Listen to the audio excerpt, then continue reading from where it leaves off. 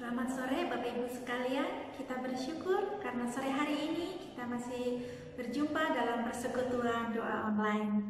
Saya harap Bapak Ibu semua dalam keadaan yang sehat, tetap semangat untuk terus belajar firman Tuhan. Untuk memulai persekutuan doa kita pada sore hari ini, mari kita naikkan pujian, selamatkanlah waktumu.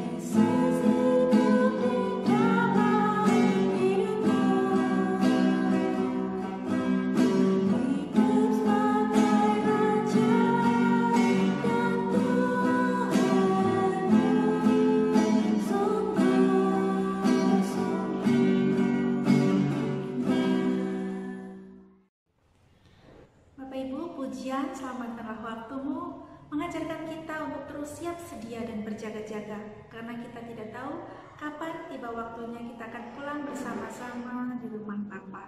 Tapi kita tetap semangat dan percaya kepada Tuhan Yesus. Mari kita satu dalam doa.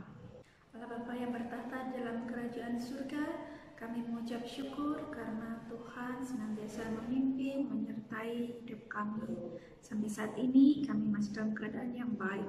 Dan kami bersyukur karena kami masih bisa bersekutu di dalam persekutuan ibadah doa online. Hanya Tuhan yang menolong untuk setiap kami tetap setia mencari Tuhan, setia belajar firman Tuhan meskipun situasi dan kondisi tidak memungkinkan, tapi bila Tuhan menolong setiap kami untuk terus belajar firman-Mu. Kiranya Tuhan Yesus menolong setiap kami. Kami serahkan waktu ibadah persekutuan doa kami ini ke dalam pimpinan Tuhan Yesus Kristus. Amin. Bapak Ibu, sore hari ini saya akan membawakan renungan yang saya berikan judul Kehidupan dan Kematian. Mari kita buka bersama-sama dari surat Filipi pasal yang pertama hingga ayatnya yang ke-12 sampai ke-26. Kita akan baca bersama-sama. Filipi 1 ayat 12 hingga ayat yang ke-26. Demikianlah firman Tuhan. Kesaksian Paulus dalam penjara. Aku menghendaki saudara-saudara supaya kamu tahu bahwa apa yang terjadi atasku ini justru telah menyebabkan kemajuan Injil, sehingga telah jelas bagi seluruh istana dan semua orang lain bahwa aku dipenjarakan karena Kristus. Lagi pula, kebanyakan saudara dalam Tuhan telah beroleh kepercayaan karena pemenjaraanku untuk semakin berani berkata-kata tentang firman Allah tanpa takut. Ada orang yang memberitakan Kristus karena dengki dan perselisihan, tetapi ada pula yang memberitakannya dengan maksud baik. Mereka ini memberitakan Kristus karena kasih, sebab mereka tahu bahwa aku ada di sini untuk membela Injil. Tetapi yang lain karena kepentingan sendiri dan dengan maksud yang tidak ikhlas. Sangkanya dengan demikian mereka memperberat bebanku dalam penjara. Tetapi tidak mengapa, sebab bagaimanapun juga Kristus diberitakan, baik dengan maksud palsu maupun dengan jujur. Dalam hal itu aku bersuka cita, dan aku akan tetap bersuka cita. Karena aku tahu bahwa kesudahan semuanya ini ialah keselamatanku oleh doamu dan pertolongan Roh Yesus Kristus. Sebab yang sangat kurindukan dan kuharapkan ialah bahwa aku dalam segala hal tidak akan beroleh malu, melainkan seperti sedia kala. Demikian pun sekarang, Kristus dengan nyata dimuliakan di dalam tubuhku, baik oleh hidupku maupun oleh matiku. Karena bagiku hidup adalah Kristus dan mati adalah keuntungan. Tetapi jika aku harus hidup di dunia ini, itu berarti bagiku bekerja memberi buah. Jadi mana yang harus kupilih, aku tidak tahu. Aku didesak dari dua pihak. Aku ingin pergi dan tinggal bersama-sama dengan Kristus. Itu memang jauh lebih baik, tetapi lebih perlu untuk tinggal di dunia ini karena kamu. Dengan yakin aku tahu tentang hal ini, aku akan tinggal dan akan bersama-sama lagi dengan kamu sekalian, supaya kamu makin maju dan bersuka cita dalam iman, sehingga kemegahanmu dalam Kristus Yesus makin bertambah karena aku, apabila aku kembali kepadamu. Amin. Bapak Ibu, seorang musikus yang bernama David Crowder dan juga Mike Hogan pernah menulis sebuah lirik lagu yang berbunyi demikian. Everybody wants to go to heaven, but nobody wants to die. Artinya bahwa semua orang ingin masuk surga, tetapi tak seorang pun ingin mati. Itu realita yang nyata Bapak Ibu hari-hari ini juga. Seorang pendeta menanyai jemaatnya, siapa yang masuk surga suruh angkat tangan. Semua jemaat sangat sukacita ketika ditawarin masuk surga. Mereka semua angkat tangan. Tetapi ketika mereka ditawari, siapa yang sudah siap hari ini masuk surga, tak seorang pun angkat tangan Bapak Ibu. Seringkali kematian membuat kita ketakutan. Bahkan ketika kita diambang kematian, kita seringkali berdoa supaya Tuhan menyembuhkan. Tuhan berikan umur yang panjang kepada kita. Tidak dipungkiri, kematian adalah sesuatu hal yang menakutkan bagi kita semua. Sore hari ini kita akan belajar dari Rasul Paulus yang akan menguatkan kita supaya kita tidak takut meskipun kita masih hidup di dunia, meskipun kita mungkin sudah tiba waktunya, karena ada hal yang memberikan kita pengharapan yang buat kita sukacita. Bapak Ibu, sebelum kita masuk dalam pembahasan lebih dalam, saya akan menceritakan terlebih dahulu tentang latar belakang dari surat Filipi ini. Surat Filipi ini diyakini ditulis oleh Rasul Paulus saat dia dalam penjara di kota Roma. Surat ini ditujukan kepada jemaat di Filipi, kepada pengawas jemaat di Filipi, dan juga para diaken di kota Filipi.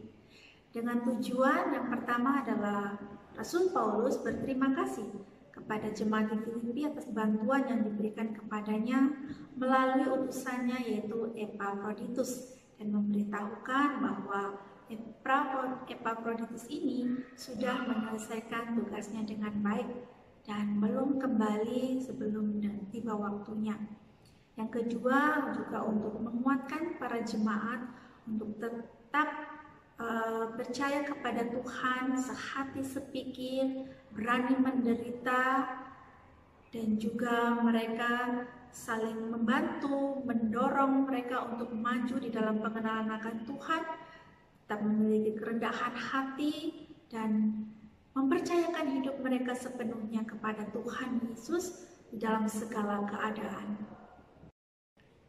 Kota Filipi terletak di Makedonia Timur, letaknya 16 km dari pesisir Achaia.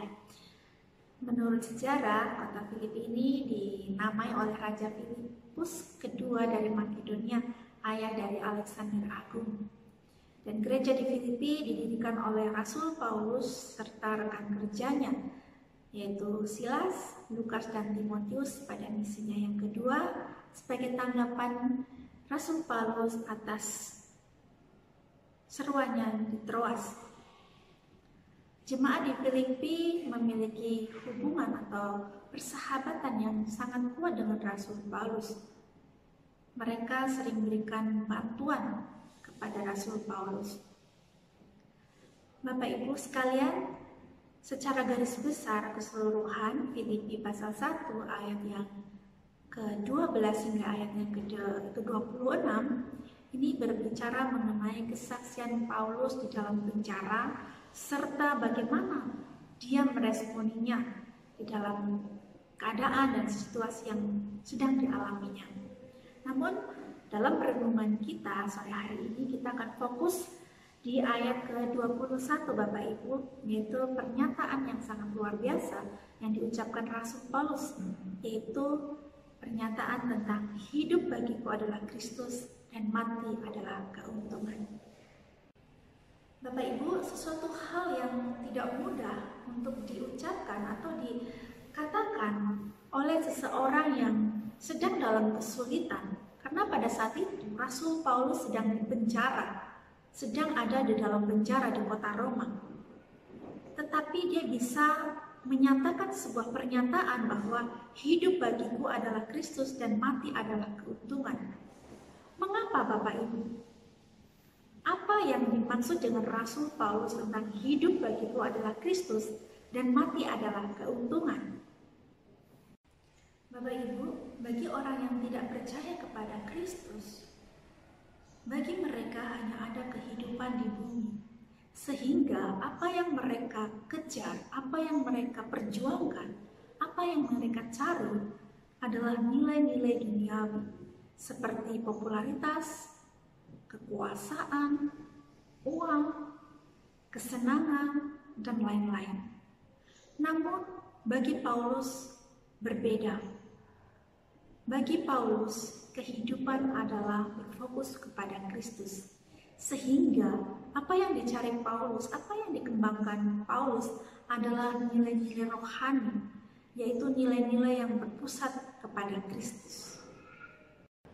Bapak Ibu, bagi Paulus, hidupnya adalah berfokus pada Kristus, yaitu mengembangkan nilai-nilai yang kekal.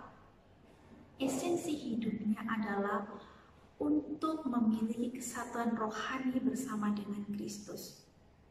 Sehingga makna hidup di sini, makna hidup adalah Kristus. Menurut Paulus, hidup adalah melayani Kristus. Hidup adalah pengabdian yang totalitas, melayani Tuhan, yaitu melanjutkan misinya, berkarya di dunia, memberitakan Injil bagi bangsa-bangsa.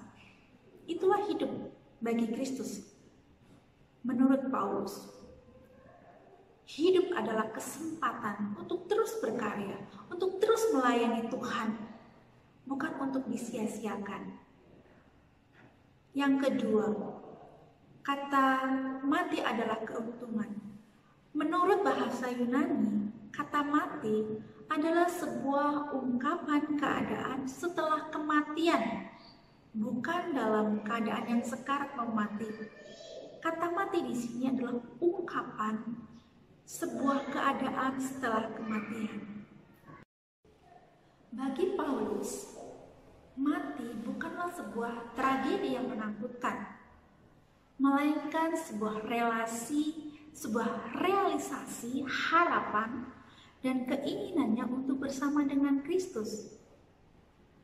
Kematian menurut Rasul Paulus adalah sebuah kehormatan karena ia akan bertemu dan bersama-sama dengan Sang Kekasih, yaitu Tuhan Yesus Kristus.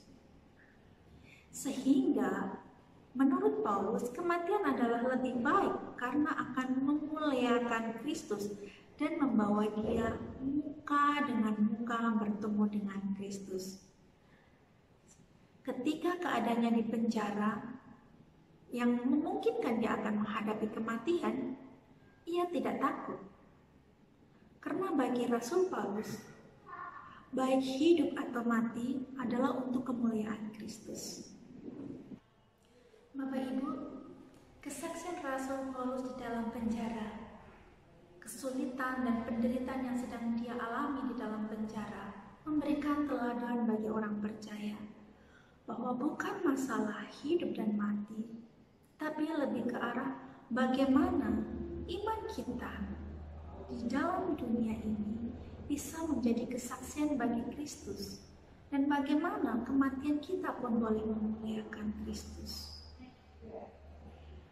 Rasul Paulus menegaskan bahwa ada jaminan, ada pengharapan yang pasti setelah kematian. Tidak mungkin dia bisa berkata bahwa mati bagiku adalah sebuah keuntungan jikalau setelah kematian tidak ada pengharapan yang pasti, tidak ada jaminan yang pasti.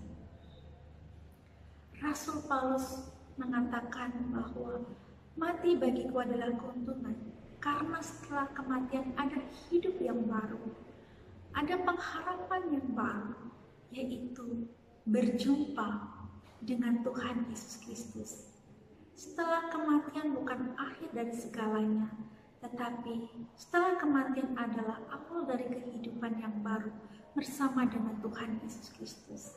Sehingga ketika Rasul Paulus di dalam penjara, ketika kemungkinan dia akan dihukum mati, dia tidak mengenal takut karena dia tahu ada pengharapan yang pasti, ada jaminan yang pasti setelah dia mati, yaitu berjumpa dengan Tuhan Yesus. Sehingga sebagai orang percaya, kita pun tidak perlu takut menghadapi sebuah kematian, karena mati adalah keuntungan bagi kita. Itu kita akan berjumpa dengan Tuhan Yesus Kristus, Tuhan yang kita kasihi. Bapak Ibu yang dikasihi Tuhan, setiap kita memiliki pergumulan yang berbeda-beda. Tetapi sebagai orang yang percaya, ketika kita mengalami pergumulan, kita mengalami masalah, penderitaan, kita tidak perlu takut terhadap kematian.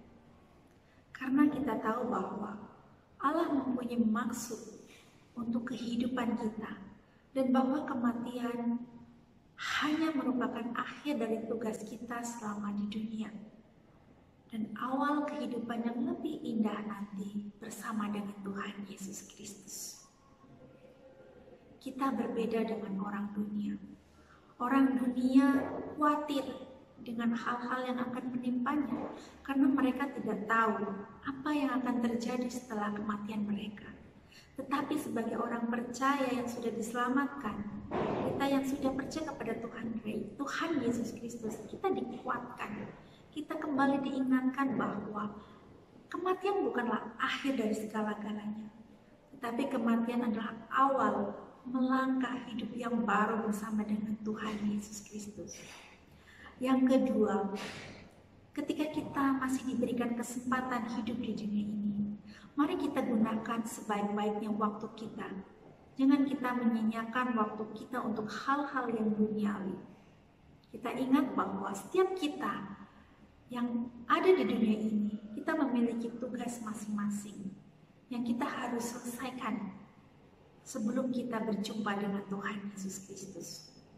Dari Paulus kita belajar untuk memiliki sukacita di tengah-tengah segala keadaan, seperti Rasul Paulus di dalam penjara, tetapi dia tetap berkata, ia tetap bersukacita karena keadaannya adalah memuliakan Tuhan. Sekalipun dalam penderitaan, kita harus tetap bersukacita, karena bagi orang percaya, hidup adalah Kristus dan mati adalah keuntungan. Mari kita belajar menggunakan waktu kita dengan baik, yaitu untuk melayani Tuhan. Amin. Bapak Ibu, kita sudah belajar bersama-sama firman Tuhan, kita telah dikuatkan untuk tidak takut, untuk tetap bersukacita di tengah-tengah masalah kita, di tengah-tengah pergumulan kita, mungkin sakit penyakit, dan juga masalah keluarga dan sebagainya. Ingat bahwa hidup bagi kita adalah Kristus dan mati adalah keuntungan. Kita akan masuk ke dalam doa syafaat, kita akan berdoa bersama-sama. Bapa yang di surga, kami mengucap syukur untuk kebenaran firman Tuhan yang boleh mengajarkan kami dan menguatkan kami untuk tetap hidup sesuai dengan kehendak Tuhan dan menggunakan waktu kami sebaik-baiknya untuk melayani Tuhan. Kami juga berdoa, kami mengingat untuk Bapak Chandra Surya, Ibu Suprapti, dan juga Bapak Heri, Ibu Yuli, juga Ibu Isya, dan Bapak Edi, dan juga Bapak Adi Gunawan yang dalam keadaan lemah tubuh, dalam keadaan sakit. Kiranya Tuhan Yesus mengulurkan tangan, menjamah dan juga memulihkan keadaan mereka sesuai dengan kehendak Tuhan. Tuhan berikan mereka hati yang sukacita dan damai sejahtera. Meskipun dalam kondisi yang lemah tubuh, mereka tetap memuji Tuhan, mereka tetap memuliakan Tuhan, dan mereka tetap memiliki pengharapan yang totalitas yang penuh di dalam Kristus. Tuhan, kami juga menyerahkan untuk jemaat-Mu yang dalam pergumulan, baik pergumulan rumah tangga, pergumulan ekonomi, dalam kesulitan finansial, dan juga mungkin dalam pergumulan yang lain. Kiranya Tuhan juga yang menolong mereka, Tuhan memudahkan jalan hidup mereka, Tuhan juga berikan hati yang tetap setia kepada Tuhan dan percaya bahwa di dalam setiap kesulitan dan pergumulan mereka yang sedang mereka alami, ada jalan keluar yang Tuhan Yesus berikan, ada rencana yang indah yang Tuhan Yesus sediakan, sehingga mereka tetap bersukacita, mereka tetap percaya bahwa Tuhan peduli dan perhatikan mereka. Tuhan, kami juga berdoa menyerahkan untuk bangsa dan negara kami secara khusus untuk era new normal ini. Tuhan, kiranya rakyat Indonesia boleh mempersiapkan diri dengan baik. Mereka boleh mematuhi protokol yang sudah dicanangkan oleh pemerintah. Mereka boleh patuh, mereka boleh menggunakan masker, minum vitamin, jaga kesehatan dengan baik.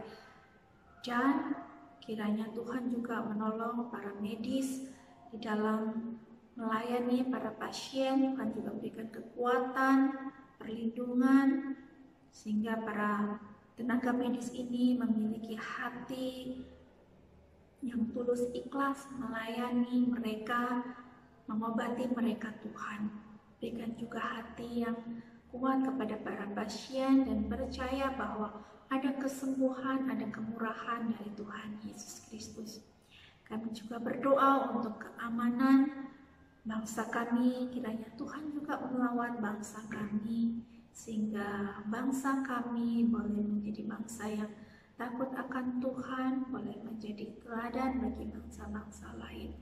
Tuhan juga lawat kota Lawang ini, kiranya kondisi dan situasi di kota Lawang ini semakin membaik. Terima kasih Tuhan Yesus. Hanya di dalam nama Tuhan Yesus Kristus kami percaya, kami naikkan doa kami. Amin. Bapak Ibu sekalian, mari kita akhiri persekutuan doa online sore hari ini dengan kita bersama-sama menaikkan doa Bapa kami seperti yang Tuhan Yesus telah ajarkan. Mari kita berdoa.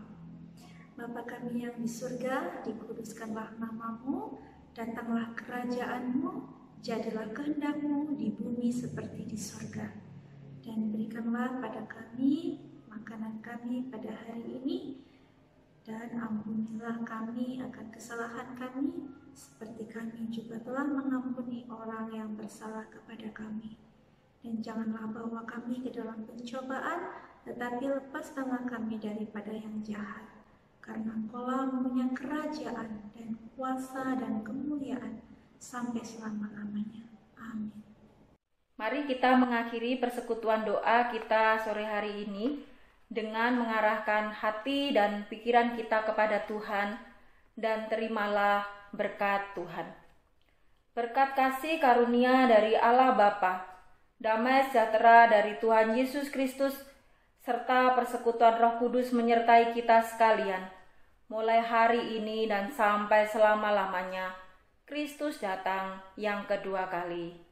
Amin. Selamat sore, Tuhan memberkati, dan kiranya Tuhan terus tolong kita dalam segala aktivitas yang kita lakukan. Tetap bersemangat, bersukacita, dan jaga kesehatan. Tuhan Yesus memberkati.